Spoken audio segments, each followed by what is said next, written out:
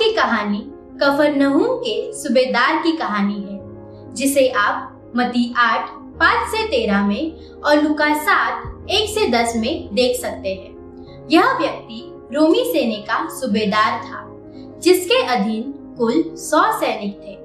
अगर हम कहानी को देखें कि यह सूबेदार नेक इंसान है, उसका एक नौकर है जिसके शरीर में लकवा मारा हुआ है। वह यीशु से निवेदन करता है कि वह उसे ठीक कर दे। हम इस कहानी को दोनों अध्याय का समीकरण करते हुए देखेंगे। इस कहानी में हम देखते हैं कि यीशु कफरनहूम में आता है। तब वहां यहूदियों के बुजुर्ग को सूबेदार विनती करके भेजता है कि उसके दास को ठीक कर दे। यहूदियों के बुजुर्ग यीशु को सूबेदार के बारे में बताते हैं कि यह सूबेदार भला व्यक्ति है और वह इस देश से प्रेम रखता है और उसने यहूदियों के लिए आराधनालय भी बनाया है, और यीशु उसके साथ चल देता है। मार्ग में आते समय सूबेदार यीशु से मिलता है। वह घटने को फिर से बयान करता है, जिस पर यीशु पूछता है मत्ती 8:7 में, क्या मैं आकर उसे ठीक करूं? इस पर सूबेदार कहता है कि हे प्रभु, मैं इस योग्य नहीं कि तू मेरे छत के तले आए, पर केवल मुख से कह दे तो मेरा सेवक चंगा हो जाएगा। क्योंकि मैं भी पराधीन मनुष्य हूँ और सिपाही मेरे हाथ में है, और जब मैं एक से कहता हूँ जा तो वह जाता है, और दूसरे को आ तो वह आता है, और अपने दास से कहता हूँ कि यह कर तो वह करता है। यीशु उसके उत्तर से अचंभा करने लगा और उसके साथ आते हुए लोगों से कहा, मैं तुमसे सच कहता हूँ कि मैंने इज़राइल में भी ऐसा विश्वास नहीं पाया। और आगे वह कहता है वचन 11-12 में, और मैं तुमसे कहता हूँ कि बहुत से पूर्व और पश्चिम से आकर अब्राहम और इसहाक और याकूब के साथ स्वर्ग के राज्य में बैठेंगे, परंतु राज्य के संतान बाहर अंधियारे में डाल दिए जाएंगे। वहां रोना और दांत का पीसना होगा। और यीशु ने सूबेदार से कहा, जा, जैसा तेरा विश्वास है वैसा ही तेरे लिए हो। और उसका सेवक उसी घड़ी चंगा हो गया। यीशु सुसमाचार में 2 लोगों के विश्वास की तारीफ करता है। पहला कनानी स्त्री और दूसरा यह रोमी सूबेदार का। सूबेदार की यह कहानी भले दिखने में छोटी है, पर हमें बहुत कुछ सिखाती है। पहला, वह उदार व्यक्ति है। रोमी सैनिकों की छवि कठोरता के लिए मशहूर थी, जिसे आप पैशन ऑफ क्राइस्ट मूवी में देखते हो, क्योंकि उन्हें कठोर रहने के लिए तैयार किया जाता था ताकि कठिन परिस्थिति में वे अपने आप को जीवित रख सके। खास करके जब वे दूसरे वतन को गुलाम बनाते हैं तो वे चाहते थे कि गुलाम उससे डरते रहे।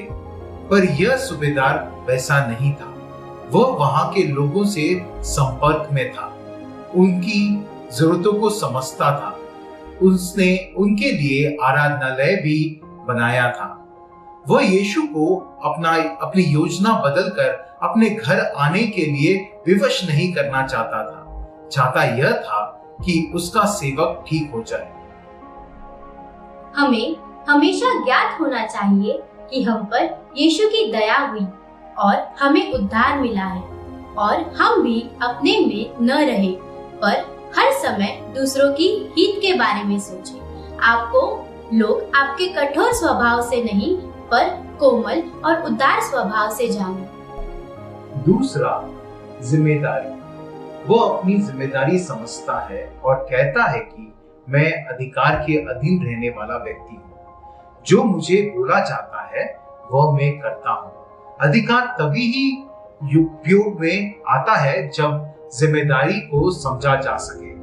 जिम्मेदारी हमें अंदरूनी अधिकार देता है, जिससे हम अपना काम ठीक से करते हैं और सारे लोग उस काम के विषय में जानते हैं। हमारा परमेश्वर हमारे जीवन को उपयुक्त जिम्मेदारी देता है। अगर कोई व्यक्ति को अपनी जिम्मेदारी बोझ लगती है तो परमेश्वर उससे कहता है कि अपना बोझ मुझे दो, क्योंकि उसे हमारा ख्याल है। जिम्मेदारी सिर्फ पारिवारिक ही नहीं होती है, हमारी जिम्मेदारी हमारे जीवन के सारे भूमिकाओं में दिखाई देती है, जैसे परिवार के प्रति, काम के प्रति, देश और जहाँ रहते हैं उनके प्रति इत्यादि। पर सबसे पहले और महत्वपूर्ण जिम्मेदारी है परमेश्वर की संतान होने की जिम्मेदारी, जहाँ सारी सृष्टि को यह इंतजार है, जैसे रोमियो 8:19 कहता है, क्योंकि सृष्टि बड़ी आशा भरी दृष्टि से परमेश्वर के पुत्रों को प्रकट होने की बाट जो रही है। तीसरा, अधिकारी और आज्ञाकारी। सूबेदार का पद अधिकार का पद है और वह इस पद की गंभीरता को समझता है। सूबेदार कहता है, यह अधिकार मुझे इसलिए मिला है क्योंकि मैं पराधीन मनुष्य हूँ, जिसका सीधा अर्थ है कि मैं भी किसी के अधीन हूँ।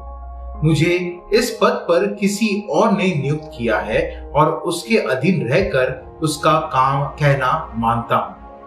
मेरे शब्दों का मोल है, क्योंकि जो मुझसे कहा जाता है मैं वह करता हूँ और मेरे अधीन भी व्यक्ति वही करता है।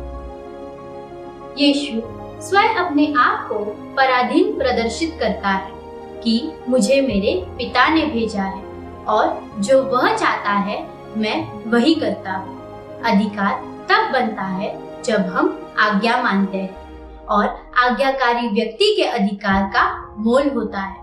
आज यीशु हमें बुलाता है, उद्धार देता है और हमें इस दुनिया में परमेश्वर के राज्य को फैलाने के लिए भेजता है और कहता है यूहन्ना 15:10 में, यदि तुम मेरी आज्ञाओं को मानोगे तो मेरा प्रेम में बने रहोगे, जैसे कि मैंने अपने पिता की आज्ञाओं को माना है और उसके प्रेम में बना रहता हूँ।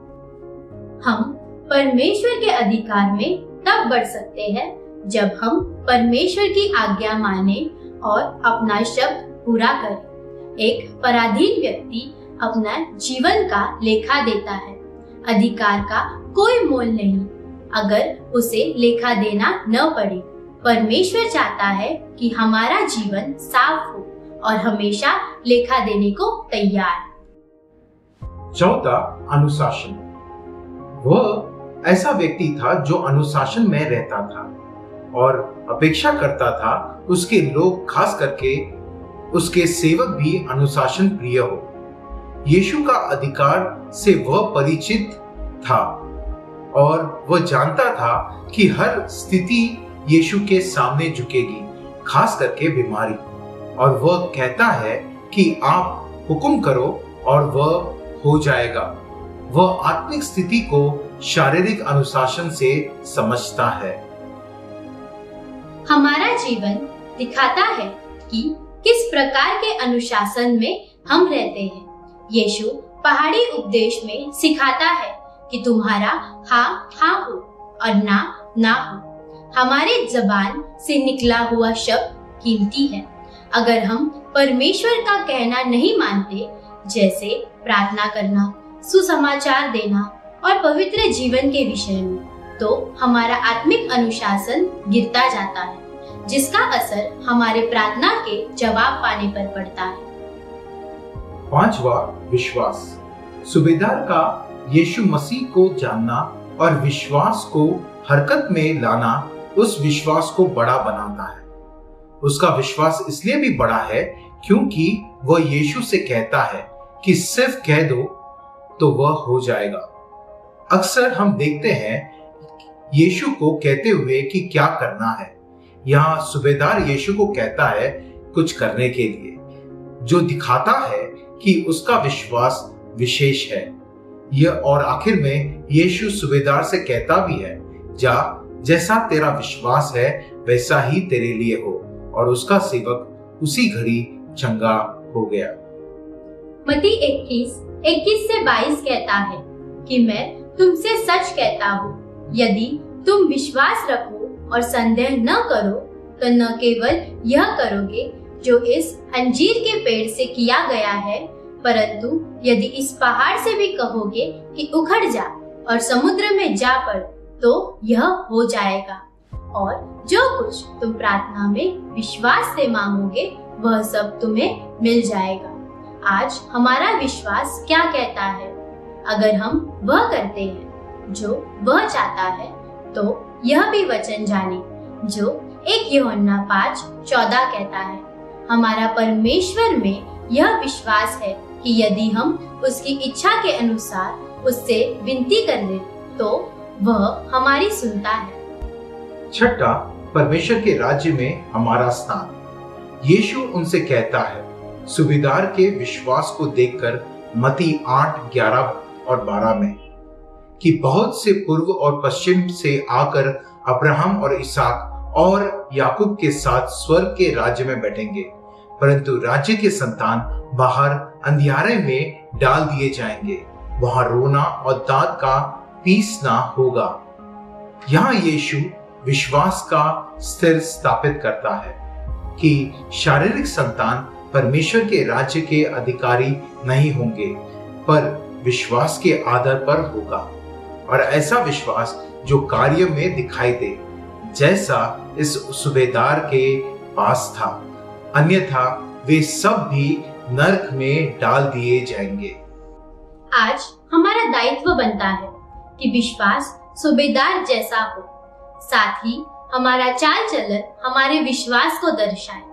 1 पतरस कहता है, सिद्ध बनो जैसे तुम्हारे बुलाने वाला सिद्ध है।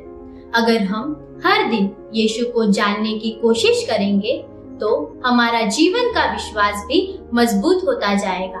साथ ही हम अपने शब्दों का ख्याल रखें और जो कहे वो जरूर करें। हमारी प्रार्थना है कि आपके विश्वास की तारीफ यीशु स्वयं करे। आमीन।